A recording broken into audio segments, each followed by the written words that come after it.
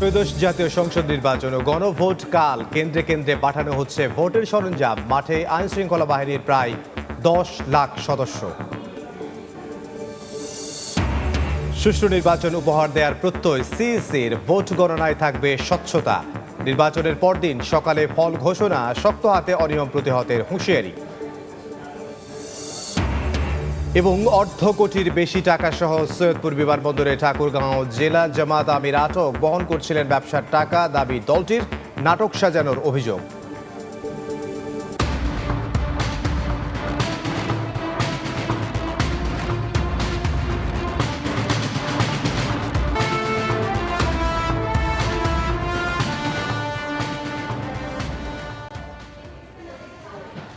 রাত পোহালেই ত্রয়োদশ জাতীয় সংসদ নির্বাচন ও গণভোট। 13 কোটি ভোটারের রায়ে নির্ধারিত হবে কার নেতৃত্বে চলবে নতুন বাংলাদেশ। এবার নির্বাচনে মূল প্রতিদ্বন্দ্বী বিএনপি ও জামাত নেতৃত্বাধীন জোট। ভোটের আগের দিন কেন্দ্রে কেন্দ্রে যাচ্ছে ব্যালট পেপার সহ নির্বাচনী সরঞ্জাম। নিরাপত্তায় মোতায়েন রয়েছে আইন শৃঙ্খলা রক্ষা বাহিনী। রাত পোহালেই ত্রয়োদশ জাতীয় সংসদ নির্বাচন। টানা প্রচারণা শেষে ভোটের জন্য প্রস্তুত দেশ। শেরপুর 3 আসনে প্রার্থীর মৃত্যুতে ভোট হচ্ছে 299 আসনে। এবার মাত্র 83 জন নারী সহ প্রতিদ্বন্দ্বিতা করছেন 2028 জন। এর মধ্যে রাজনৈতিক দলের ব্যানারে লড়ছেন 1755 জন, আর বাকি 273 জন স্বতন্ত্র প্রার্থী। নির্বাচনের আগের দিন রাজধানীতে ছুটির আমেজ থাকলেও কর্মব্যস্ত বিভাগীয় কমিশনারের কার্যালয়। এখান থেকে ব্যালট পেপার, ভোট বাক্স, অমোচনীয় কালিসহ ভোটের সব সরঞ্জাম চলে যাচ্ছে ঢাকার 20টি আসনের কেন্দ্রে কেন্দ্রে।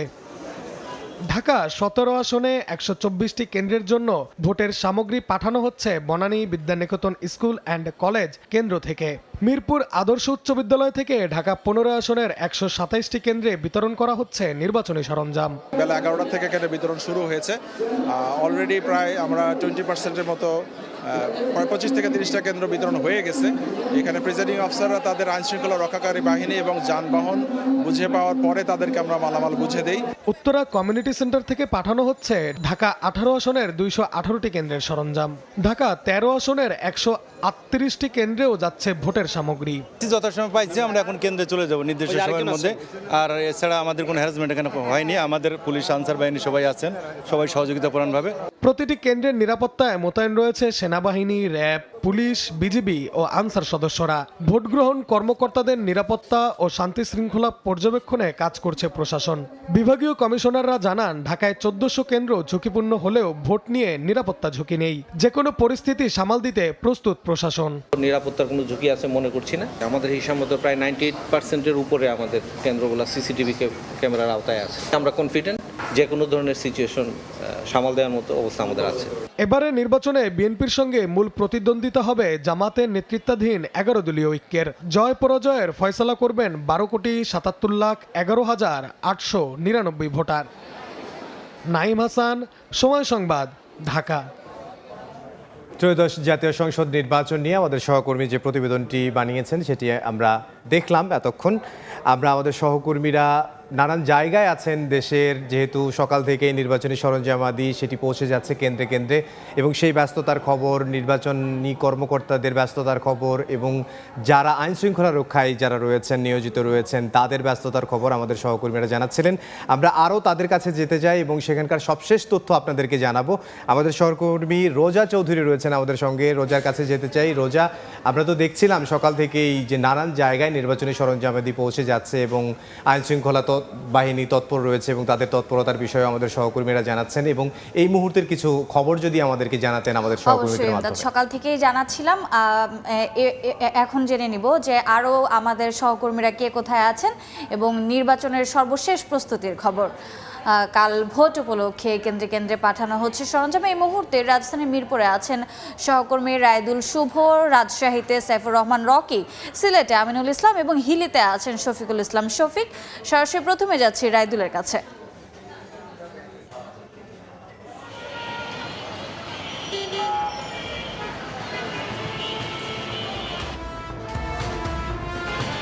রাত পেরোলেই আসলে ভোট। ইতিমধ্যে তো আমরা দেখেছি সকাল থেকে কিন্তু কেন্দ্রে কিন্তু পৌঁছে গেছে ভোটের যে সামগ্রীগুলো রয়েছে সেই সামগ্রীগুলো পৌঁছে দেওয়া হয়েছে এবং এই মুহূর্তে যদি বলি কেন্দ্রগুলোতে কিন্তু বুথ যেই কার্যক্রমগুলো বা যে বুথ তৈরির কাজ সেটিও মোটামুটি অনেক কেন্দ্রে আমরা দেখেছি। রাজধানীর মিরপুরের বেশ কয়েকটি আসন রয়েছে ঢাকা সংসদীয় আসনের, তার মধ্যে 12, 13 মোহাম্মদপুরের দিকে আমরা ছিলাম বিকেলের কিছুটা সময়, সেখানেও আমরা দেখেছি যে কেন্দ্রগুলোতে কিন্তু ভোটের যে সামগ্রী সেই সামগ্রীগুলো পৌঁছে দেওয়া হয়েছে। প্রিজাইডিং অফিসার ছিলেন এবং তার পাশাপাশি আইনশৃঙ্খলা বাহিনীর উপস্থিতিতেই কিন্তু সেই সামগ্রীগুলো পৌঁছে দেওয়া হয়েছে। মিরপুরেরও আমরা 14 নম্বর আসন দেখেছি, 15 নম্বর আসন ঘুরে দেখেছি, সেগুলো মোটামুটি সবই কার্যক্রম প্রায় শেষ মুহূর্তে, অর্থাৎ রাত পড়লে যেহেতু ভোট আর কয়েক ঘন্টার অপেক্ষা, সেই কয়েক ঘন্টা আগেই সকল ধরনের ভোটের কার্যক্রম সেটি ইতিমধ্যেই কিছু কিছু জায়গায় শেষ হয়েছে, কিছু কিছু জায়গায় এখনও চলমান আছে।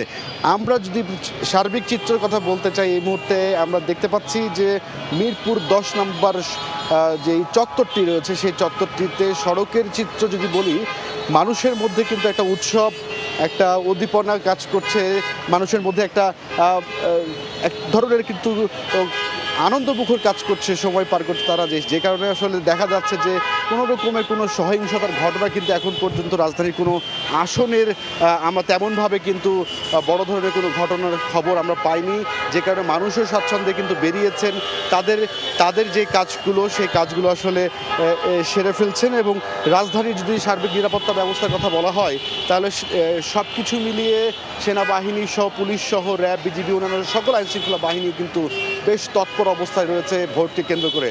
সব কিছু মিলে ঢাকা তো এই চিত্র ছিল। আমরা একটু ঢাকার বাইরে যেতে চাই, সেখানে আছেন আমাদের রাজশাহী জেলায় যেতে চাই, রাজশাহী জেলায় সেখানে আছেন আমাদের সহকর্মী সাইফুর রহমান রকি।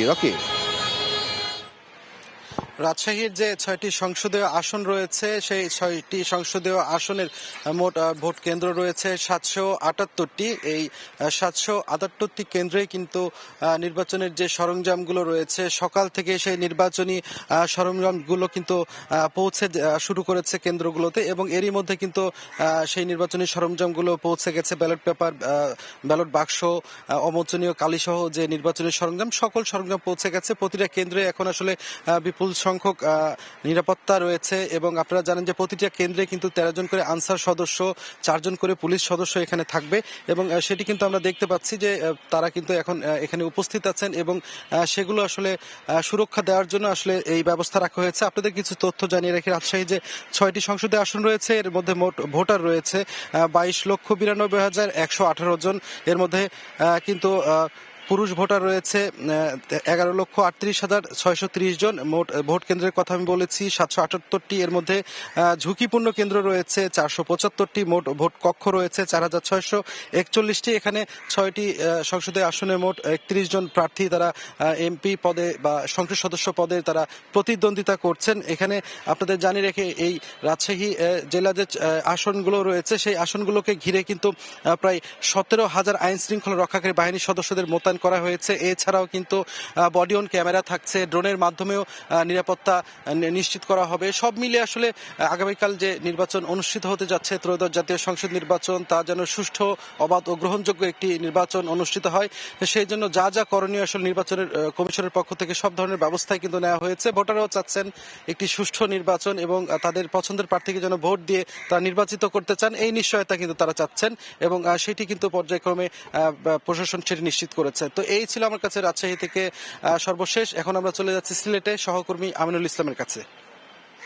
এই মুহূর্তে সিলেটেও শেষ মুহূর্তের ভোটের প্রস্তুতি চলছে। সিলেটে কিন্তু আপনারা জানেন যে 6টি আসন এবং 68 লাখের বেশি ভোটার কিন্তু এখন পৌঁছে আছেন আগামীকাল সকালের জন্য। এবং এই মুহূর্তে আমরা যে ভোট কেন্দ্রগুলোতে রয়েছি, এই মুহূর্তে রয়েছে আমরা সিলেটের দক্ষিণ সুরমা এলাকার বদিকুনা সরকারি প্রাথমিক বিদ্যালয় যে ভোট কেন্দ্রটি, এখানেই কিন্তু কিছুক্ষণ আগেই আমরা দেখেছি যে নির্বাচনের যে সরঞ্জামাদি সেগুলো এসে পৌঁছেছে। বিপুল সংখ্যক আইন শৃঙ্খলা রক্ষাকারী বাহিনীর সদস্যরা এখানে রয়েছেন, পুলিশের পাশাপাশি র্যাবের সদস্যরা পুলিশের পাশাপাশি র্যাবের সদস্যরা টহল দিচ্ছেন, পাশাপাশি এখানে আনসার সদস্যরা নিয়োজিত রয়েছেন। এখানে যারা প্রিজাইডিং অফিসার ইতিমধ্যে এসে পৌঁছেছেন তারা বলেছেন যে সার্বিক সব ধরনের প্রস্তুতি তারা শেষ করেছেন। এই কেন্দ্রটিতে 1800-র বেশি ভোটার রয়েছেন যারা আগামীকাল সকালে ভোট দেয়া তাদের ভোটের যে ভোটাধিকার সেটি প্রয়োগ করবেন এবং পছন্দের প্রার্থী নির্বাচন করবেন। আপনারা জানেন যে এবারের নির্বাচনটি একটু আলাদা। এবারের নির্বাচনে স্বতন্ত্র প্রার্থী যারা রয়েছেন তারাও অনেক শক্তিশালী, হাড্ডাহাড্ডি করবেন লড়াইয়ে। পাশাপাশি বিএনপি এবং জামায়াতের পক্ষ থেকে যেসব নেতাকর্মী রয়েছেন তারা কিন্তু ব্যাপক প্রচারণা চালিয়েছেন। তারা আগামীকাল তারা তাদের এই যে উৎসবমুখর ভোটের পরিবেশ তারা বলেছেন যে এবারের নির্বাচনে উৎসবমুখর ভোট হবে, সেই পরিবেশটি হয়তো আমরা দেখতে পারবো, এমনটি আসলে সকলেই প্রত্যাশা করছেন। এই মুহূর্তে আমি একটু হিলির খবর জানতে চাই। হিলি অঞ্চলে সেখানে আমাদের যে সহকর্মী রয়েছেন শফিক, তিনি জানাবেন হিলির খবর। শফিক। ইতিমধ্যে ভোট গ্রহণ বিভিন্ন কেন্দ্রে যে নির্বাচনের ব্যালট পেপার বক্স বিভিন্ন ধরনের সরঞ্জাম কিন্তু পাঠানো হয়েছে। তারপরও যে পর্যাপ্ত কেন্দ্রগুলিতে প্রস্তুত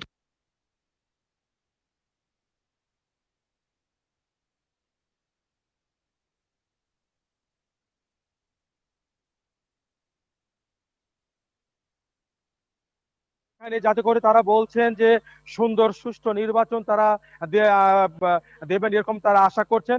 এবং আমরা কেন্দ্রে খোঁজ নিয়েছি, আমরা দুপুরের পর থেকে এখানে পুলিশ থেকে শুরু করে আনসার সদস্য তারা কিন্তু তাদের যে বুথগুলো রয়েছে, নির্বাচন যেখানে কেন্দ্রগুলো রয়েছে সেখানে কিন্তু পর্যাপ্ত তারা কিন্তু ইতিমধ্যে তারা সব ধরনের প্রস্তুতি কেন্দ্রে যে নির্বাচনের ব্যালট পেপার বক্স বিভিন্ন ধরনের সরঞ্জাম কিন্তু পাঠানো হয়েছে। তারপরও যে পর্যাপ্ত কেন্দ্রগুলিতে প্রস্তুত করা হয়েছে। ইতিমধ্যে আইন শৃঙ্খলা বাহিনী দেখছেন আপনি, তারা এখানে সবকিছু প্রস্তুতি করেছেন। এখানে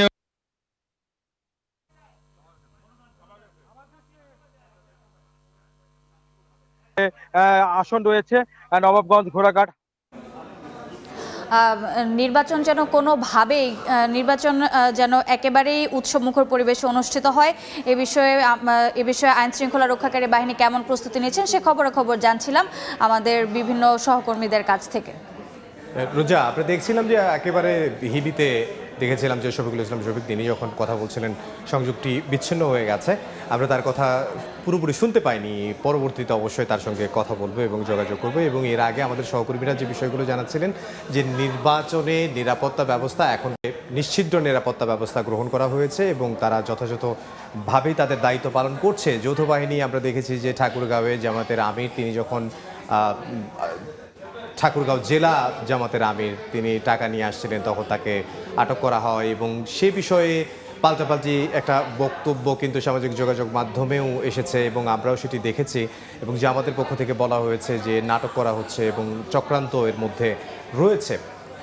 আমরা এ বিষয়ে আপনার কাছে আবার আসব। আমরা এই মুহূর্তে একটু যেতে চাই যে ঠাকুরগাঁওয়ের যে বিষয়টি, সেই জামাতের যে আমির তিনি যে আটক হয়েছেন সে বিষয়ে একটি প্রতিবেদন রয়েছে, সেই প্রতিবেদনটি দেখে আবার আপনার কাছে আসব। ঠাকুরগাঁও জেলা জামাত আমিরের কাছ থেকে জব্দ হওয়া ব্যাগে মিলেছে ৭৪ লাখ টাকা। দুপুরে সৈয়দপুর বিমানবন্দর থেকে তাকে আটক করে যৌথ বাহিনী। পুলিশ জানিয়েছে ভোটের আগের দিন ঢাকা থেকে বিমানে সৈয়দপুর আসেন তিনি।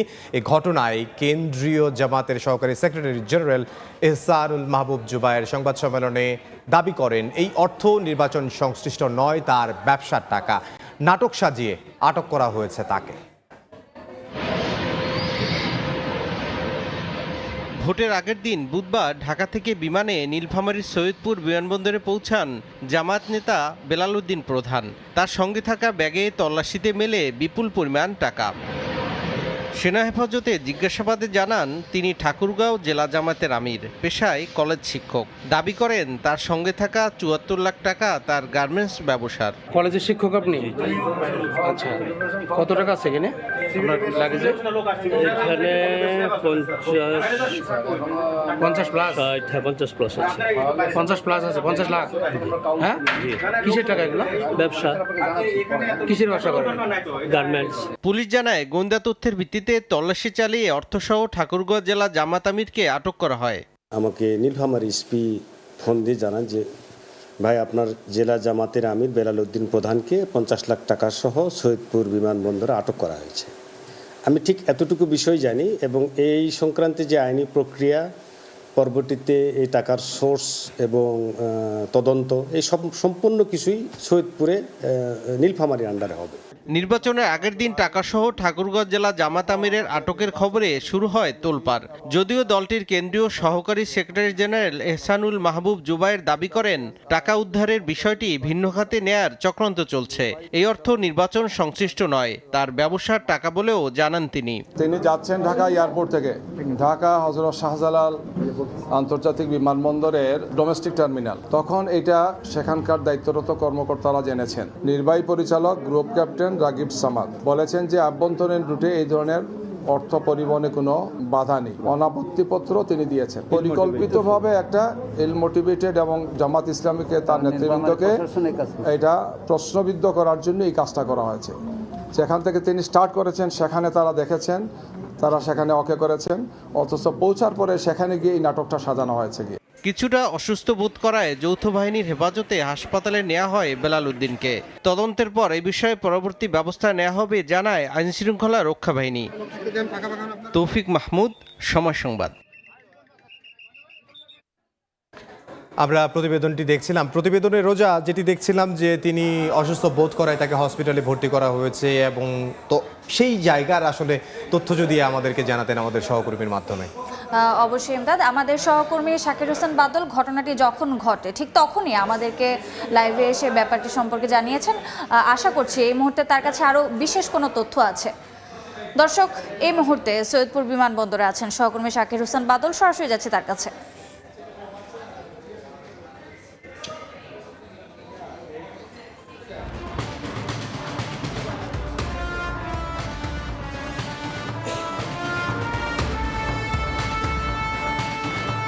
আমাদেরকে সকাল থেকে জানিয়েছিলাম যে সৈয়দপুর বিমানবন্দরে আজকে আটক হয়েছিলেন জামাতের ঠাকুরগাঁর আমির বেলাল উদ্দিন প্রধান। তিনি এখানে আজকে সৈয়দপুর বিমানবন্দরে তিনি সকাল 11:15 বিমানবন্দরে অবতরণ করলে সেনাবাহিনীর গোয়েন্দা তথ্য মতে সেনাবাহিনী তাকে আটক করে পরে পুলিশে খবর দিলে পুলিশ এসে তাকে আটক করে জিজ্ঞাসাবাদ শুরু করে। প্রাথমিকভাবে তিনি বলেছিলেন যে তার কাছে 50 লাখের উপরে আছে, কিন্তু এখন যতটুকু জানা গেছে প্রশাসন সূত্রে আমরা যতটুকু জানতে পেরেছি যে সর্বশেষ তথ্য হলো যে ওনার কাছে 74 লক্ষ টাকা এ পর্যন্ত গুণে পাওয়া গেছে।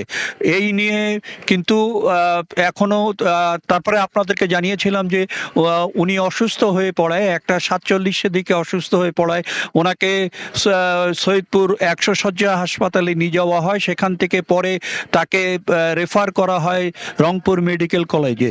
এখনও তিনি রংপুর মেডিকেল কলেজে অবস্থান করছেন, কিন্তু এখানে পুরো সৈয়দপুর বিমানবন্দর একেবারে নিরাপত্তার চাদরে ঢাকা আছে। এখানে বিজেপি, র্যাব, সেনাবাহিনী, পুলিশ সবাই উপস্থিত আছে এবং নিরাপত্তা ব্যবস্থা জোরদার করা হয়েছে। কিন্তু এখন পর্যন্ত সেখান থেকে এই যে ধরার পর থেকে কোনো প্রকার ভিতর থেকে কোনো যৌথ বাহিনীর কেউ এখন পর্যন্ত এসে ব্রিফ করেন নাই যে কি অবস্থায় তাকে গ্রেপ্তার দেখানো হয়েছে না আটক রাখা হয়েছে। এটি কিন্তু তারা এখনো আমাদেরকে স্পষ্ট করে বলে নেই। তবে যতটুকু আমরা জানতে পেরেছি যে তিনি বলেছিলেন যে তিনি যে টাকাগুলো বহন করছিলেন সেগুলি ছিল তার ব্যবসায়ের টাকা এবং তিনি একজন ব্যবসায়ী। এই ব্যবসার কারণে তিনি সেই টাকাগুলো এবং এই শেষ পর্যন্ত কিন্তু এখান থেকে 74 লক্ষ টাকা গোনার পর মোট 74 লক্ষ টাকা ওনার ব্যাগ থেকে পাওয়া যায়।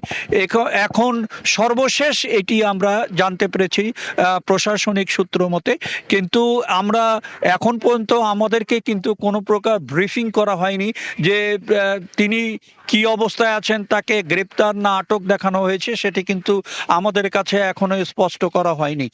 এই ছিল আমার কাছে সৈয়দপুর বিমানবন্দর থেকে ঠাকুরগাঁর আমির বেলাল উদ্দিন প্রধানের আটক নিয়ে সর্বশেষ। সরাসরি যুক্ত ছিলাম সৈয়দপুর বিমানবন্দরে, জানাচ্ছিলেন আমাদের সহকর্মী শাকির হোসেন বাদল ঠাকুরগাঁও জেলা জামাত আমির আটক হওয়ার ব্যাপারে বিস্তারিত।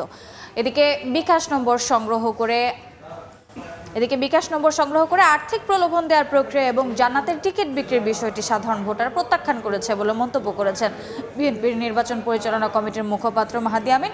বিকেলে গুলশানের সংবাদ সম্মেলনে এ কথা বলেন তিনি। এদিকে নীলফামারীতে জামাত নেতার টাকার ব্যাগ আটকের ব্যাপারে তিনি বলেন, এ ঘটনা দলটির অনৈতিক প্রভাব বিস্তারের প্রমাণ।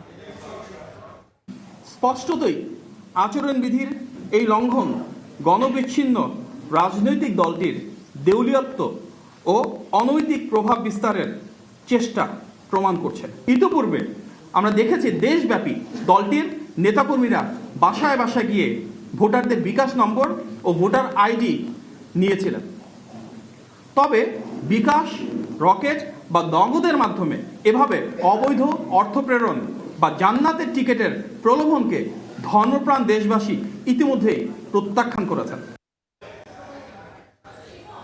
রাজধানীর পুরানা পল্টনে ইসলামী আন্দোলন কেন্দ্রীয় কার্যালয়ের সংবাদ সম্মেলন চলছে, সরাসরি যাচ্ছি সেখানে।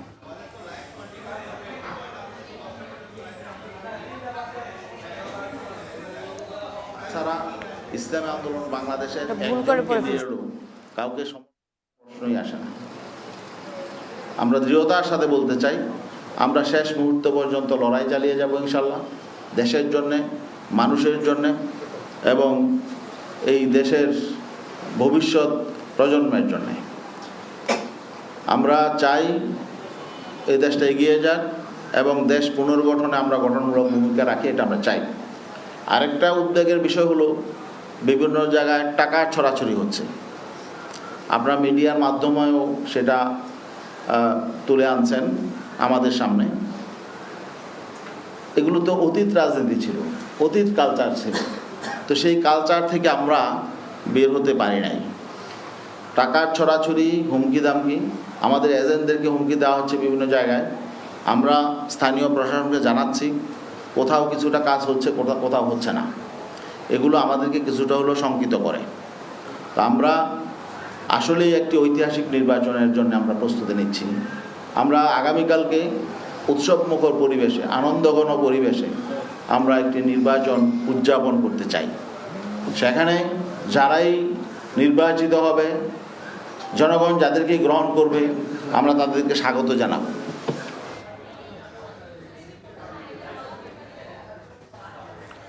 সরাসরি যুক্ত ছিলাম রাজধানীর পুরানা পল্টনে। কাল ভোট উপলক্ষে কেন্দ্রে কেন্দ্রে পাঠানো হচ্ছে সরঞ্জাম। এই মুহূর্তে কক্সবাজার আছেন সহকর্মী সুজাউদ্দিন রুবেল, রাঙামাটিতে হেফাজত সবুজ এবং পটুয়াখালীতে আছেন মোহাম্মদ মনির হোসেন বাদল। সরাসরি প্রথমে যাচ্ছি রুবেলের কাছে। কক্সবাজার একদিকে যেমন পর্যটনের রাজধানী বলা হয়, অন্যদিকে রোহিঙ্গারও কিন্তু কক্সবাজার রয়েছে প্রায় 33টি ক্যাম্প। তাই ত্রয়োদশ জাতীয় সংসদ নির্বাচনকে কেন্দ্র করে কিন্তু ব্যাপক নিরাপত্তার বলয় তৈরি করা হয়েছে পর্যটন নগরী কক্সবাজার। আমরা লক্ষ্য করছি শহরের প্রতিটি মোড়ে মোড়ে থেকে শুরু করে যে হোটেল মোটেল জোন রয়েছে সব জায়গায় কিন্তু সেনাবাহিনী থেকে শুরু করে আমরা লক্ষ্য করছি নৌবাহিনী এবং অন্যান্য যে আইনশৃঙ্খলা বাহিনী রয়েছে সবাই একযুগে কাজ করছে। একদিকে যেমন টহল রয়েছে, তাদের এপিসি যান নিয়ে যেমন তারা কার্যক্রম চালিয়ে যাচ্ছে, ঠিক তেমনি আমরা লক্ষ্য করছি শহরের যে গুরুত্বপূর্ণ পয়েন্টগুলো রয়েছে এবং রোহিঙ্গা ক্যাম্পের পয়েন্টগুলো রয়েছে সেসব এলাকায় সেনাবাহিনী গাড়ি থেকে নামিয়ে তল্লাশির যে কার্যক্রম সেটি যেমন অব্যাহত রেখেছে, ঠিক আমরা লক্ষ্য করছি বিপুল সংখ্যক আইনশৃঙ্খলা বাহিনীর যারা সদস্য তারা কিন্তু প্রতিনিয়ত কিছুক্ষণ 5 মিনিট পর পরই কিন্তু শহরের যে সড়কগুলো রয়েছে গুরুত্বপূর্ণ সড়কগুলোতে কিন্তু আমরা লক্ষ্য করছি যেমন চেকপোস্ট বসিয়েছে, ঠিক তেমনি তাদের যে গাড়ি বহর রয়েছে সেসব গাড়ি বহর এপিসি যান সহ অন্যান্য যে যানগুলো রয়েছে সেসব যানবাহন নিয়ে কিন্তু তারা প্রতিনিয়ত আমরা টহল দিচ্ছে সে বিষয়টি দেখছি। পুরো কক্সবাজার শহর এখন এক প্রকার বলা যায় নিরাপত্তার চাদরে ঘেরা। শুধু কক্সবাজার নয়, কক্সবাজারের পাশাপাশি উপজেলা যেগুলো রয়েছে টেকনাফ, মহেশখালী, কুতুবদিয়া থেকে শুরু করে যে 9টি উপজেলা রয়েছে এইসব জায়গায় আমরা লক্ষ্য করছি সেসব জায়গায়ও কিন্তু কড়া নিরাপত্তা ব্যবস্থা। সকাল থেকে এখন অবধি কোনো ধরনের দুর্ঘটনা কিংবা কোনো ধরনের কার্যক্রম আমরা লক্ষ্য করিনি। তবে জেলা প্রশাসনের পক্ষ থেকে যেটি জানানো হয়েছে কক্সবাজারে 598টি ভোট কেন্দ্র রয়েছে, এরই মধ্যে ভোট কেন্দ্রে কিন্তু যে ভোটের সরঞ্জাম সেটি পৌঁছে গেছে এবং বিশেষ করে সেন্ট মার্টিন দ্বীপে যে মেটাল শার্ক রয়েছে সেই মেটাল শার্ক যুগে কিন্তু পাঠানো হয়েছে ভোটের সরঞ্জাম। তো পুরো কক্সবাজার এখন নিরাপত্তার বলয়ে ঘেরা সেটি বলা যায়। এখন আমরা চলে যাচ্ছি রাঙ্গামাটিতে আমাদের সহকর্মী সবুজের কাছে। রুবেল, ত্রয়োদশ জাতীয় সংসদ নির্বাচনে আসলে রাঙামাটিতে 213টি ভোট কেন্দ্র রয়েছে। এখানে সংসদীয় আসন মাত্র একটি এবং যে 213টি ভোট কেন্দ্র রয়েছে সকাল থেকে সেসব ভোট কেন্দ্রগুলোতে আসলে নির্বাচনী যে সরঞ্জাম আছে সেই সরঞ্জামগুলো পাঠানো হয়েছে। আমরা এই মুহূর্তে আছি রাঙামাটি সরকারি কলেজ কেন্দ্রে, যে কেন্দ্রে আসলে ইতিমধ্যেই ব্যালট পেপার সহ অন্যান্য সরঞ্জাম আদি চলে এসছে, সেখানে তারা কাজ করছেন এবং এই নির্বাচনকে সুষ্ঠু এবং নিরাপত্তার দায়িত্বে এখানে আনসার পুলিশ, তারপরে জিপি, সেনাবাহিনীর পাশাপাশি র্যাবও আছে। এখন আপনারা দেখতে পাচ্ছেন যে রাঙামাটি সরকারি কলেজে আসলে র্যাবের একটি প্লাটুন অবস্থান করছে।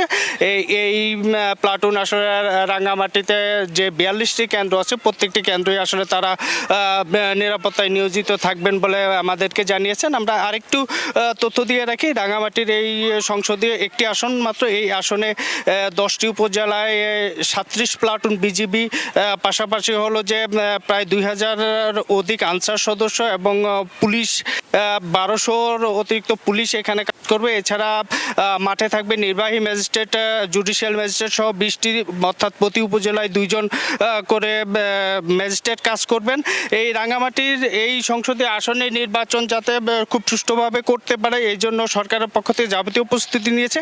আমরা এই মুহূর্তে আসলে র্যাবের সাথে কথা বলবো, তারা আসলে তাদের যে প্রস্তুতিটা কি সেটা আমাদের খুব সংক্ষেপে জানাবেন। আপনারা আসলে এই নির্বাচনে রাঙামাটি আসনে কিভাবে কাজ করছেন? জি, আসসালামু আলাইকুম। আমরা রাঙামাটি আসনে আমাদের র্যাব 7-এর পক্ষ থেকে 1 প্লাটুন সৈন্য কাজ করছে, গোয়েন্দা বাহিনী কাজ করছে, সাদা পোশাকে র্যাপিড অ্যাকশন পুলিশ কাজ করছে, র্যাপিড অ্যাকশন বাহিনী কাজ করছে। আর রাঙামাটি যে 43টা সেন্টার আছে আপনার এই সড়কের মাধ্যমে যাওয়া যায়, গাড়ি ঘোড়ায় যাওয়া যায়, সেগুলোতে আমাদের বাহিনী কাজ করবে এবং যদি দুর্গম অঞ্চলে যেখানে আপনার গাড়ি যাবে না সেখানে হেলিকপ্টার বা অন্যান্য যে যানবাহনই হোক না কেন সেভাবে আমরা ভোট সেন্টারের নিরাপত্তা বিধান করব। ধন্যবাদ। এছাড়া হলো যে আপনারা দুর্গমের কথা বলছেন, সেসব বিষয়টা আপনারা শুনতে পারলেন যে আসলে এখানে যাবতীয় কার্যক্রম প্রস্তুতি প্রশাসনের পক্ষ থেকে নেওয়া হয়েছে। তো রাঙামাটিতে আগামীকালের যে নির্বাচন, ত্রয়োদশ জাতীয় সংসদ নির্বাচন, সেই নির্বাচনে সুষ্ঠু এবং সম্পন্ন করার জন্য সবকিছু শেষ করা হয়েছে। এই মুহূর্তে আমরা চলে যাচ্ছি পটুয়াখালীতে। ত্রয়োদশ জাতীয় সংসদ নির্বাচনকে কেন্দ্র করে রাঙামাটি এবং কক্সবাজারে নিরাপত্তা পরিস্থিতি কেমন সে সমস্ত খবর জানছিলাম আমাদের সহকর্মীদের কাছ থেকে। কেন্দ্রে কেন্দ্রে পৌঁছে দেওয়া হচ্ছে ভোটের সরঞ্জাম। এই মুহূর্তে রাজধানীর মোহাম্মদপুরে আছেন সহকর্মী সামদানি প্রত্যয়, যাচ্ছি তার কাছে। আবারও গণতান্ত্রিক অগ্রযাত্রার পথে ধাবিত হচ্ছে বাংলাদেশ। রাত পেরোলেই ভোট, আর এই ভোটের অগ্রযাত্রায় নির্বাচনের আমেজে মজেছে গোটা দেশ। এই মুহূর্তে আমরা রয়েছি মোহাম্মদপুরের কেন্দ্রীয় কলেজ কেন্দ্রে। দর্শক, এই কেন্দ্রটিতে ভোট গ্রহণের প্রস্তুতি জোরে সোরে শুরু হয়েছে, জোরে সোরে প্রস্তুতি চলছে এই কেন্দ্রটিতে। কিছুক্ষণ আগেই আমরা এখানকার প্রিজাইডিং অফিসারের সঙ্গে কথা বলেছিলাম, তিনি আমাদেরকে জানালেন যে দুপুরের মধ্যেই তারা ভোটের সমস্ত সরঞ্জাম, ব্যালট বাক্স, সিল, অমোছনীয় কালি এবং যে ধরনের প্রস্তুতি সম্পন্ন করার জন্য যে ধরনের আনুষঙ্গিক সরঞ্জাম প্রয়োজন সব ধরনের সরঞ্জামই তারা বুঝে পেয়েছেন। এখন আমরা কিছুক্ষণ আগেও দেখছিলাম এখানে বুথগুলো তৈরি করার জন্য প্রস্তুতি নিচ্ছিলেন এখানকার কর্মীরা, সহকারী প্রিজাইডিং অফিসার এবং পোলিং অফিসারদের সঙ্গে এখানে আমরা আইন শৃঙ্খলা রক্ষাকারী বাহিনীর সদস্যদের পাশাপাশি আনসার, বিডিপি এবং আমরা স্বেচ্ছাসেবকদের দেখতে পাচ্ছি যারা এখানে গোপন কক্ষ এবং বুথগুলো তৈরি করার জন্য কাজ করে যাচ্ছেন। আমরা প্রিজাইডিং অফিসারের সঙ্গে কথা বলে জানতে পেরেছি এই যে ঢাকার কেন্দ্রীয় কলেজ যে কেন্দ্রটি, এই কেন্দ্রটিতে মোট ভোটার রয়েছেন প্রায় 4000 এবং এখানে মোট 8টি বুথে 16টি গোপন কক্ষে ভোট গ্রহণ করা হবে এবং তারা আশা করছেন যে তাদের এই কেন্দ্রে কোনো রকমের কোনো আশঙ্কা ছাড়াই তারা সুষ্ঠুভাবে ভোট গ্রহণ সম্পন্ন করবেন। এর আগে এই কেন্দ্রটিতে আসার আগে দর্শক আমরা ঢাকা রেসিডেন্সিয়াল মডেল কলেজ কেন্দ্রে গিয়েছিলাম, সেখানেও আমরা জোরে সোরে ভোট গ্রহণের প্রস্তুতি দেখতে পেয়েছিলাম। সেই কেন্দ্রটিতেও আমরা আইন শৃঙ্খলা রক্ষাকারী বাহিনী দেখেছি এবং আইন শৃঙ্খলা রক্ষাকারী বাহিনীর পাশাপাশি সেই কেন্দ্রটিতে কিন্তু আমরা ফায়ার সার্ভিস সহ আমরা অন্যান্য যে নিরাপত্তা বাহিনীর সদস্যরা রয়েছেন তাদেরকেও আমরা অবস্থান নিতে দেখেছি। তারা সেখানে বলছেন কোনো আশঙ্কা ছাড়াই আবারও যে বাংলাদেশের গণতান্ত্রিক অগ্রযাত্রা সেটিকে তারা সুষ্ঠুভাবেই রাত পেরোলেই যে ভোট, সেই ভোটকে সুষ্ঠুভাবে সম্পন্ন করতে সব প্রস্তুতি তারা সম্পন্ন করেছেন। এই ছিল আমার কাছে মোহাম্মদপুর কেন্দ্রীয় কলেজ থেকে সবশেষ। রাজধানী মোহাম্মদপুর থেকে যুক্ত ছিলেন সহকর্মী সামদানি প্রত্যয়, তার কাছ থেকে জানছিলাম নির্বাচনের প্রস্তুতির কথা। আমাদের সহকর্মীরা নানান জায়গা থেকে যুক্ত হচ্ছেন এবং তারা আমাদেরকে জানাচ্ছিলেন নানান বিষয়ে। নির্বাচনী সরঞ্জামাদি এখন কেন্দ্রে কেন্দ্রে পৌঁছে গেছে এই মুহূর্তে। আমাদের সহকর্মীরা যতটুকু জানাচ্ছিলেন আমরা যতটুকু বুঝতে পেরেছি, এবং আইন শৃঙ্খলা রক্ষা বাহিনীর সদস্যদের খবর তারা জানাচ্ছিলেন এবং কেমন আইন শৃঙ্খলা পরিস্থিতি রয়েছে সারা দেশে সেই বিষয়গুলো আমাদেরকে জানাচ্ছিলেন। এবং বিভিন্ন জায়গায় আসলে কিছু কিছু বিচ্ছিন্ন ঘটনা রয়েছে। আপনার কাছে আবারও আসবো, আমরা এই মুহূর্তে একটি আলোচনায় যাব। এতক্ষণ আমরা নির্বাচন ঘিরে সারা দেশের প্রস্তুতি ও নিরাপত্তা পরিস্থিতির খবর জেনেছি, এবার চলে যাব আলোচনায়। রোজা, ইমদাদ, দুজনকেই অসংখ্য ধন্যবাদ। খুব সুন্দর করে নির্বাচনের পরিবেশ, সামগ্রিক খবর আমাদেরকে জানাচ্ছিলেন। আমাদের সঙ্গে আলোচনার জন্য যুক্ত আছেন সিনিয়র সাংবাদিক সোহরাব হাসান এবং অধ্যাপক ডক্টর সাব্বির আহমেদ, শিক্ষক, ঢাকা বিশ্ববিদ্যালয়। দুজনকেই স্বাগত জানাচ্ছি আমাদের এই আলোচনায়। সোহরাব ভাই, আপনাকে দিয়ে আলোচনা শুরু করি। কালকে তো ভোট, সকাল 7:30 থেকে ভোট গ্রহণ শুরু হবে, বিরতিহীনভাবে বিকেল 4:30 পর্যন্ত ভোট চলবে। ভোটের আগের দিনের যে পরিস্থিতি কেমন দেখছেন, আবহাওয়াটা কেমন? ধন্যবাদ অধ্যাপক সাব্বির আহমদকে শুভেচ্ছা, সময়ের দর্শকদেরও শুভেচ্ছা। প্রথমত হচ্ছে আমাদের এখানে নির্বাচন মানেই যে শুধু উৎসব তা না, নির্বাচন মানে টান টান উত্তেজনা, এবং সেটি আজকে বা নির্বাচনী যখন প্রচারের সময়সীমা ছিল, সময়সীমার মধ্যে বিভিন্ন দলের নেতারা যে প্রচার করেছেন সেখানেও কিন্তু এক ধরনের আক্রমণাত্মক ভাষা ব্যবহার করা হয়েছে। একদল আরেক দলকে আক্রমণ করেছে, একদল আরেক দলের বিরুদ্ধে বলেছেন। যতটা না নিজের নীতি, কর্মসূচি, পরিকল্পনা ভোটারদের কাছে নিয়ে গেছে, তার চেয়ে বেশি প্রতিপক্ষের বিরুদ্ধে বিষোদ্গার করা বা প্রতিপক্ষকে ঘায়েল করার চেষ্টা দেখেছি নেতাদের। হ্যাঁ, নির্বাচনে যে জাতির উদ্দেশ্যে, অর্থাৎ রেডিও টেলিভিশনের মাধ্যমে যে জাতির উদ্দেশ্যে ভাষণ, সেখানে দলগুলো মোটামুটি তাদের নীতি কর্মসূচির কথাই বলেছে। তার একটা প্রচারের সময়সীমা শেষ হয়ে গেছে। এখন যেটা নির্বাচন কমিশনের, যেটি এতক্ষণ খবর দেখানো হলো, যে সেটা হচ্ছে নির্বাচন কমিশনের তার নির্বাচনের যে মালামাল সেগুলো কেন্দ্রে কেন্দ্রে পৌঁছানো দেওয়া, এটা নিয়ে তাদের একটা তৎপরতা আছে। প্রচার শেষ হয়েছে, তারপর তো শেষ হয় না। প্রার্থী, তার সমর্থকরা নিশ্চয়ই ভোটারদের কাছে যাচ্ছেন এবং তাদের সাথে কথা বলছেন। এক ধরনের গণসংযোগ, যেটা সে ব্যাপারে জনসংযোগের ব্যাপারে তো বিধিনিষেধ নেই, কিন্তু আজকে বেশ কিছু ঘটনা, সেটি সৈয়দপুরের 70 লাখ না কত, 74 লাখ টাকা আটক, ঠাকুরগাঁও আমিরের কাছে পাওয়া এবং তাকে আটক করেছে, এবং তিনি অসুস্থ হয়েছেন। তিনি এখন রংপুর মেডিকেল কলেজ হাসপাতালে। কুমিল্লাও একজন জামাত নেতার কাছ থেকে 20 লাখ টাকা পাওয়া গেল, 2 লাখ টাকা। এবং সিরাজগঞ্জেও এরকম ঘটনা ঘটেছে। এবং এই দুটি ঘটনা, যেটাই বলা হয় যে তারা টাকা বিলি করার সময়, অর্থাৎ ভোটারদের টাকা দেওয়ার সময়, তো এটি খুবই বিস্ময়কর। যে দলটি এতদিন নীতি, নৈতিকতা এবং আদর্শের কথা বলছেন, সততার কথা বলছেন, এবং তারা অন্য দলগুলোর থেকে তারা যে উত্তম, সেটা এটাই যে অন্য দলের থেকে তারা এই প্রশ্নটাও কিন্তু জামাতের তরফ থেকে তোলা হচ্ছে, এবং অনেকেই যেটি বলছেন যে অভ্যন্তরীণ রুটে আমি যদি রাজশাহী থেকে ঢাকায় বা ঢাকা থেকে রাজশাহীতে যদি আমি টাকা বহন করি, সেটি অন্যায় হবে কেন? এই প্রশ্নগুলো তুলছে জামাতের তরফ থেকে। এক হচ্ছে যে অভ্যন্তরীণ রুটে বিমানের টাকা বহন করার এই নিয়ম আছে কিনা, বা সেখানে কোনো বিধিনিষেধ আছে কিনা এত টাকা, কারণ এটা নিরাপত্তার বিষয়। আপনি যখন দেখছেন যে যাত্রীরা তার মালামাল নিয়ে যায় এবং সেটা ব্যাগেজ হাজার, কিন্তু এরকম বিমানে এত বিপুল পরিমাণ টাকা নিয়ে যাওয়ার তো আক্রমণের শিকার হতে পারে, ডাকাতের শিকার হতে পারত। এবং ডাকাতের শিকার হওয়া মানে ওই ব্যক্তি না, শুধু ওই পুরো বিমান আক্রমণের শিকার হতে পারত। এটি একটি। দ্বিতীয় যে প্রশ্নটি আসছে, যে বলা হয়েছে যে এটা ব্যবসায়ের টাকা। কথা হচ্ছে নির্বাচনের আগের দিন একজন ব্যবসায়ী, এবং তিনি একটি মাদ্রাসার প্রিন্সিপাল, বোধহয় শিক্ষক, এত টাকাটার উৎস কোথায়? প্রথম খুঁজতে হবে উৎস কোথায়। উনি বলছেন ব্যবসা করেন, গার্মেন্টস ব্যবসা। ব্যবসা করলেই যে টাকাটা ওই দিনে আসছে এটি কিন্তু নিশ্চয়ই তিনি টাকাটা যেভাবে পেয়েছেন, এবং ব্যবসা করলেন তিনি যদি গার্মেন্টস ব্যবসায়ী হয়ে থাকেন তিনি নিশ্চয়ই বিক্রেতার কাছ থেকে টাকাটা পেয়েছেন, তাহলে নিশ্চয়ই তার স্লিপ আছে। আর হলো নির্বাচনের আগের দিন এত টাকা নিয়ে তিনি ঠাকুরগাঁও কেন যাবেন, এবং নির্বাচনী তো আপনি বলছেন যে প্রার্থী 20,000 টাকার বেশি বহন করতে পারেন না, এই প্রশ্নটি আর দুটো জায়গায় তো হাতে নাতে ধরা পড়েছে বলে সংবাদ মাধ্যমে এসেছে। এখন জামাত ইসলামের পক্ষ থেকে একটা ব্যাখ্যাও দেওয়া হয়েছে যে নির্বাচনের আগের দিন এটা একটা পরিস্থিতি তৈরি করার জন্য চেষ্টা করা হচ্ছে।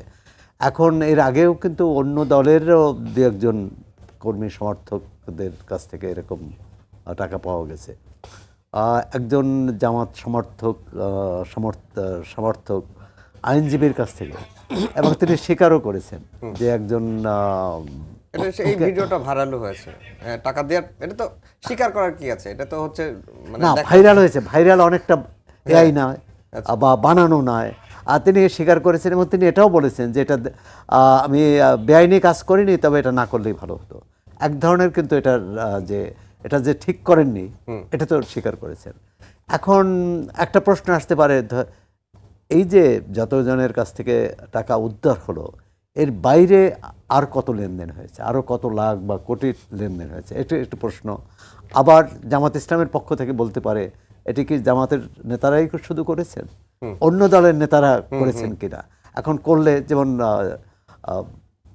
সৈয়দপুরে যে বিমানবন্দরের যে টাকাটা ধরা পড়ছে এটা সামরিক গোয়েন্দা সংস্থা এটি তারা প্রকাশ করেছে।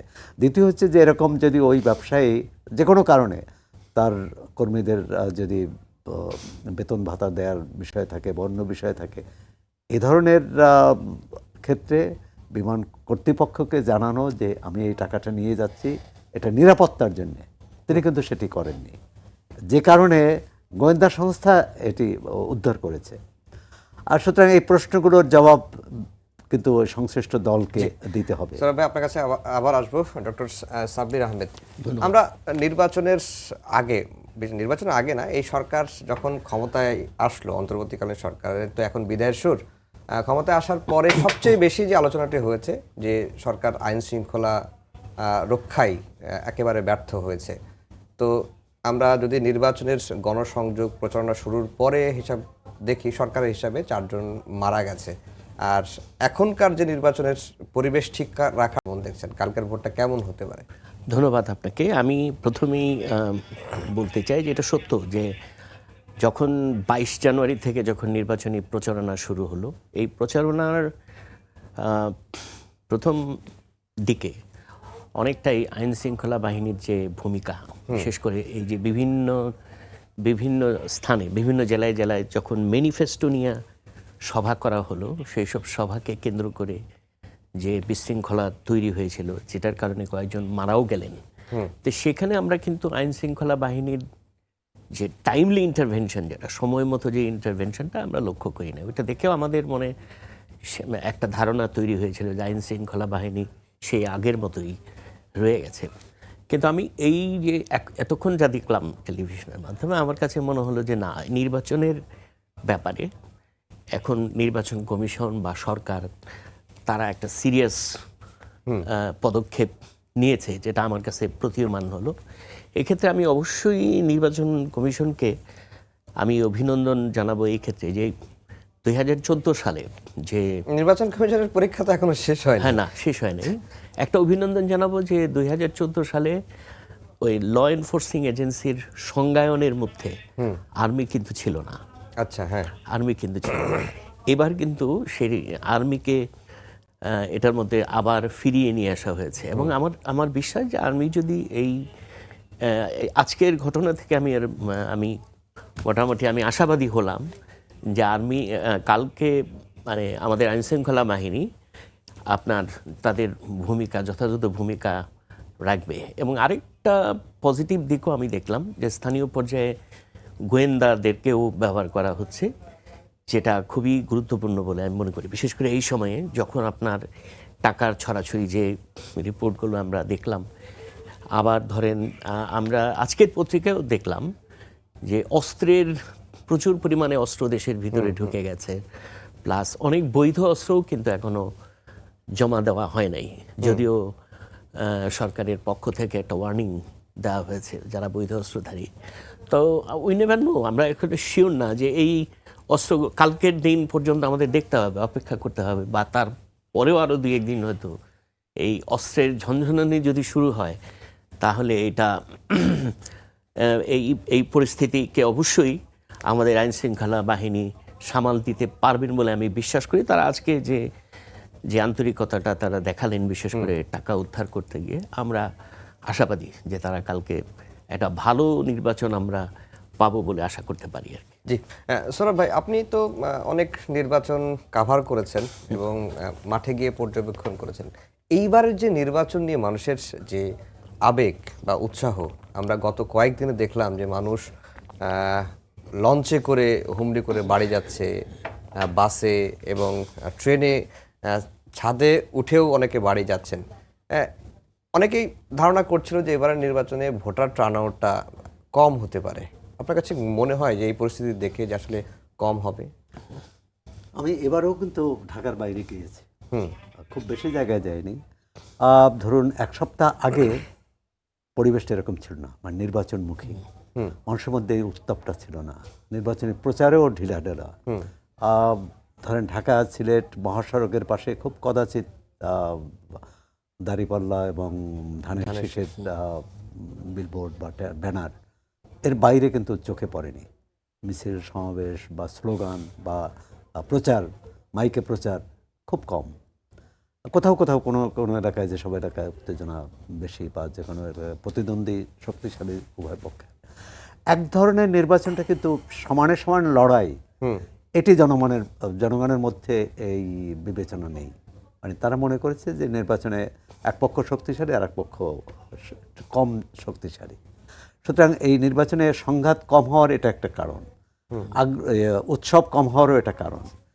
আর এরপরে গত 2-3 দিনে যে উচ্ছ্বাস বা উৎসবটা দেখা যাচ্ছে, বা দলে দলে শ্রমিকরা, সাধারণ মানুষ যারা, বিশেষ করে যারা তৈরি পোশাক শিল্পে কাজ করেন, তাদের কারখানা ছুটি হয়ে গেছে। আপনি দেখেছেন যে এটি যে নির্বাচনের জন্যই না তারা বাড়ি যেতে পারছে, বাড়ি যেতে পারার আনন্দ, সেটাও কিন্তু একটা বিষয়। এটা শুধু নির্বাচনের জন্য নয়। আপনি দেখুন বাইরে বা ঢাকা শহরে 4 দিনের ছুটি, এই ছুটিটা কিন্তু একটা বড়ই। আর যে নির্বাচন এলেই আমরা শুধু উৎসব করি তা না, একটা যুদ্ধ করি, এটি কেন হবে? মানে নির্বাচন হচ্ছে একজন কি বলে পূর্ণবয়স্ক মানুষ, যাকে 18 বছর পর ভোটাধিকার দেওয়া হয়েছে, তিনি তার ভোটটা দিয়ে আসবেন, একটা ব্যবস্থাপনার দায়িত্বে থাকবে। এবং আপনি দেখেছেন যে বারবার বলা হয় 9 লাখ আইনশৃঙ্খলা রক্ষাকারী বাহিনী, সেনাবাহিনীর 9 লাখ কর্মী, সেনাবাহিনীর প্রশ্ন আসছে। এ ঠিক 24 সালে 14 বা এর পরে, এমনকি আওয়ামী লীগের সরকারের সময় স্থানীয় সরকার নির্বাচনে মনে আছে যে নারায়ণগঞ্জে নির্বাচন কমিশন চেয়েছিল যে সেখানে সেনাবাহিনী মোতায়েন করা হোক, কিন্তু সরকার শোনেনি। এরকম অনেকগুলো দলীয় বিবেচনা, এসব বা দলীয়করণ, এটা তো আমাদের নির্বাচনী রাজনীতিতে হয়ে আসছে। এবারে যেহেতু অন্তর্বর্তী সরকার একটা বড় পরীক্ষা, প্রধান উপদেষ্টা যেটা বলছেন যে শেষ পরীক্ষাটা 12 তারিখ, অনেক পরীক্ষায় সরকার কিন্তু কৃতকার্য হয়নি। মানে আইনশৃঙ্খলা পরিস্থিতি গত 17 মাসের যদি চিত্র দেখি, সেটি খুব আশাবাদী নয়। অর্থনীতি একটা ভঙ্গুর অবস্থা, কলকারখানা অনেকগুলো বন্ধ হয়েছে, নতুন কলকারখানা হয়নি। এই আন্দোলনের যে প্রধান সূত্রপাত যেটা দিয়ে কোটা বিরোধী, মানে চাকরি, তো মূলত হচ্ছে চাকরি, সরকারি চাকরি যাতে মেধার ভিত্তিতে পায়। সুতরাং বিনিয়োগ নেই এবং কর্মসংস্থানও নেই। সুতরাং এক ধরনের দম বা কী বলে, এক ধরনের থমথমে ভাব ছিল, কিন্তু নির্বাচনটা করা ছাড়া কোনো উপায় ছিল না। আমার মনে হচ্ছে যে সরকার তার সমস্ত যন্ত্র, রাষ্ট্রযন্ত্র এবং এর সঙ্গে সেনাবাহিনীও রাষ্ট্রযন্ত্রের তো অংশ, কিন্তু সামরিক আর বেসামরিক প্রশাসন তো আলাদা। আমাদের এখানে এই যে তত্ত্বাবধায়ক সরকার দিয়ে নির্বাচন করতে হয় বা অন্তর্বর্তী সরকার দিয়ে, এটি তো আমাদের রাজনৈতিক নেতৃত্বের ব্যর্থতার কারণ। এমনকি সেনাবাহিনীকেও আনতে হয়। সেনাবাহিনী কেন আসবে? মানে আমরা যদি এখানে কি, এখানে তো একটা যুদ্ধ হচ্ছে না, এখানে প্রতিযোগী রাজনৈতিক দলগুলো প্রার্থীর ঘোষণা দিয়েছেন, ভোটারদের দৃষ্টি আকর্ষণ করার চেষ্টা করেছেন, জাতির উদ্দেশ্যে ভাষণ দিয়েছেন, বড় বড় জনসভা করেছেন, জনসংযোগ করেছেন। মানুষ যে ভোট দিয়ে আসবে তার পছন্দসই প্রার্থীকে, সেই পরিবেশটা আমরা তৈরি করতে পারি, সেই রাজনৈতিক সংস্কৃতি তৈরি করতে পারিনি। এবং আমরা আশা করেছিলাম যে গণঅভ্যুত্থানের পরে রাজনৈতিক সংস্কৃতি চেঞ্জ হবে, রাজনীতিবিদদের আচরণও চেঞ্জ হবে। আপনি দেখেন যে জনসভায় বা বিভিন্ন একে অপরের যে ভাষায় আক্রমণ করেছে, সেটা কিন্তু খুব মানে দুর্ভাগ্যজনক, মানে কাঙ্ক্ষিত নয়। আর সেটি একটি আছে। তারপর হলো এটা হচ্ছে কি যে আমাদের এবং প্রশাসন নিয়ে যে রাজনৈতিক দলগুলোর মনোভাব, আপনি চিন্তা করুন যে আপনি যখন বিএনপির সাথে কথা বলবেন, বিএনপি নেতারা বলবেন যে প্রশাসন সব জামাত হয়ে গেছে, জামাতের সাথে কথা বলবেন যে প্রশাসনের তো সব বিএনপির এবং বিএনপিকে জিতেই দেবে, এরকম। এনসিপির কাছে বলবেন যে এনসিপি বলবে তো এই প্রশাসন বিক্রি হয়ে গেছে। এই নির্বাচন তো একসঙ্গে চলা, গণতন্ত্র তো একসঙ্গে চলা। তা আমরা নির্বাচনের ব্যাপারে একটা ন্যূনতম জায়গায় এক হতে পারি না আমাদের রাজনৈতিক দল। সুতরাং এই যে না হতে পারা, নির্বাচনটি ভালো হবে আশা করি। আমিও অধ্যাপক সাব্বিরের সাথে একমত, আশাবাদী হতে চাই। কিন্তু নির্বাচনের পর কি হবে, বা নির্বাচনে এই যে আজকের যে উত্তেজনা, এটা আগামীকাল কোনো নতুন কোনো ঢেউ তোলে কিনা, সেই সংখ্যাটা থেকেই যায়। জি, ডক্টর সাব্বির আহমেদ, যেটি সৌরভ ভাই বলছিলেন যে তিনি গ্রামে গিয়ে প্রথমের দিকে দেখেছিলেন যে ভোটারদের মধ্যে খুব একটা উৎসাহ ছিল না, ভোট হবে কিনা এই আশঙ্কা তো আমাদের 17 মাস ধরেই চলে আসছে, এই প্রশ্নের আমরা মুখোমুখি হয়েছে। কিন্তু গত কয়েকদিন ধরে হঠাৎ করে ভোটের প্রতি মানুষের একটা উৎসাহ বেড়ে গেল, এখন উৎসব মুখের পরিবেশ, এটার কারণটা কি? হঠাৎ আমার মনে হয় এই প্রচারণা একটা গুরুত্বপূর্ণ ভূমিকা রেখেছে। আমরা এই নির্বাচনী প্রচারণায় আপনার মানে প্রথমে একটু বলে নিই যে কিছু বিধিনিষেধ থাকার কারণে কতগুলো ইতিবাচক বিষয় আমি খুঁজে পেয়েছি এই প্রচারণার মাধ্যমে। তার মধ্যে একটা ছিল খুব, যদিও এটা সব অনেক জায়গায় হয়তো ব্যতিক্রম হয়েছে, যে ওইভাবে পোস্টারিং করে একদম যে মানে পুরা পোস্টারের চাদরে ঢেকে ফেলা, ওই মাত্রায় কিন্তু পোস্টারিংটা হয়নি বলে আমার বিশ্বাস, আমার ধারণা। আরেকটা, বিগত নির্বাচনগুলোতে যে পরিমাণ সাউন্ড পলিউশন ছিল, এই নির্বাচনে ওই অর্থে তেমন সাউন্ড পলিউশন হয় না। আমি গ্রামের চিত্রটা জানি না, আমি আসলে এই প্রচারের টাইমে আমি যেতে পারিনি। আরেকটা জিনিস হলো যে এই যে দুই পক্ষের যে বাকযুদ্ধ, এই বাকযুদ্ধ আমার মনে হয় যে হ্যাঁ, এখানে ব্যক্তিগত আক্রমণ হয়েছে, এটা সত্য। এই বাকযুদ্ধ যেমন মাঠে একরকমের বাকযুদ্ধ, বা এই সোশ্যাল মিডিয়াতে এক ধরনের বাকযুদ্ধ। এই বাকযুদ্ধ একটা উত্তেজনা তৈরি করছে, মানে উত্তেজনা বলেন বা উৎসাহ বলেন, যেটা।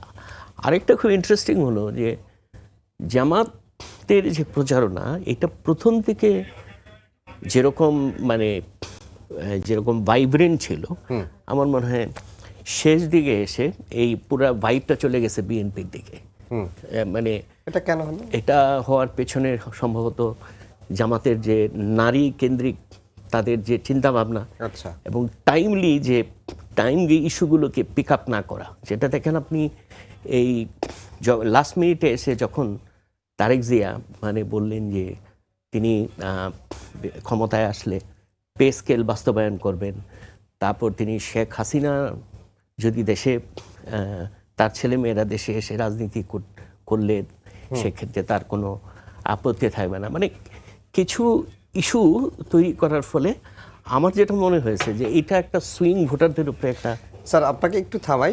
জামাতের সহ 11 দলীয় জোটের প্রতিনিধিরা নির্বাচন কমিশনের গিয়েছিলেন, প্রধান নির্বাচন কমিশনের সঙ্গে সাক্ষাৎ শেষে এখন তারা কথা বলছেন। আমরা সরাসরি চলে যাচ্ছি নির্বাচন কমিশন ভবন আগারগাঁওতে। ট্রাভেলিংয়ের জন্য তাদের গাড়ি ছিল না, ট্রেন ছিল না, বাস সমস্যা ছিল, লঞ্চের সমস্যা ছিল। এরপরও মানুষ সব কষ্ট বেদনাকে বুকে ধারণ করে হাসি মুখেই স্ব বাড়িতে তার গন্তব্যে গিয়ে পৌঁছেছেন। আমরা তাদের নিরাপদ যাত্রা এবং নিরাপদে পৌঁছেছে এই জন্য আল্লাহ শুকরিয়া আদায় করছি। সম্মানিত সাংবাদিক বন্ধুগণ, আমাদেরকে এরপরে বেদনার সাথে বলতে হচ্ছে যে আমরা যে সুন্দর পরিবেশে নির্বাচন করতে চাই বলে প্রত্যাশা করছি, এক্ষেত্রে বারবার বাধা তৈরি করা হচ্ছে, বিভিন্ন ধরনের ব্যারিকেড তৈরি করা হচ্ছে। আপনারা জানেন যে গতকালকে সিলেটের মৌলভীবাজার জেলার 1 নম্বর আসনে বড়লেখা এবং জুড়িতে জামাতের নির্বাচন পরিচালনা কমিটির সভাপতি আব্দুর রহমান সহ দায়িত্বশীলরা যখন কাজ ফিরে বাসায় ফিরছিলেন তখন সন্ত্রাসীরা হামলা করেছে। এবং দুঃখজনক হলেও সত্য যে সেখানে যিনি নেতৃত্ব দিয়েছেন তিনি একটি দলের সেই আসনের তিনি নমিনি, এবং তাদের হামলায় তাদের আঘাতে আমাদের নেতৃবৃন্দ আহত হয়েছেন, গাড়ি ভাঙচুর করা হয়েছে এবং মারাত্মক ধরনের জখম নিয়ে তাদেরকে উন্নত চিকিৎসার জন্য স্থানীয় হাসপাতালে রাখেন, তাদেরকে সিলেটের হাসপাতালে গিয়ে তারা সেখানে ভর্তি হয়েছেন। একই জেলাতে 3 নম্বর আসন যেটা মৌলভীবাজার 3 রাজনগর সদর এবং পৌরসভা মিলে, সেই আসনে ঠিক আগের দিন এই ধরনের সন্ত্রাসী হামলা হয়েছে একই দলের পক্ষ থেকে। নির্বাচন কমিশন ভবনে প্রধান নির্বাচন কমিশনের সঙ্গে বৈঠক শেষে কথা বলছিলেন 11 দলীয় জোটের প্রতিনিধিরা। ডক্টর সাব্বির আহমেদ যেটা বলছিলেন শেষ করতে পারেননি তখন। না, যেটা হলো যে মানে দুই দলই একটা হাইপ তুলতে সফল হয়েছে আর কি।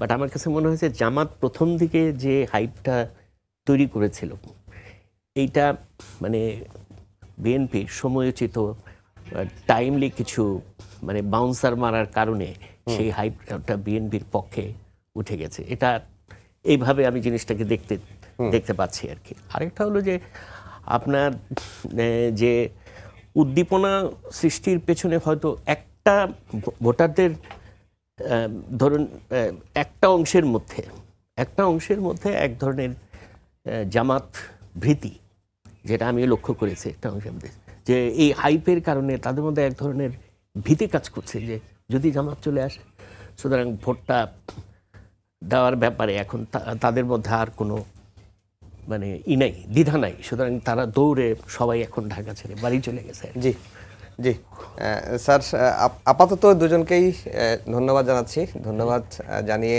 এখনকার মতো আলোচনা শেষ করছি। আমরা হয়তো আবারও আলোচনায় ফিরবো নতুন কোনো অতিথি নিয়ে, খুব শীঘ্রই ফিরছি।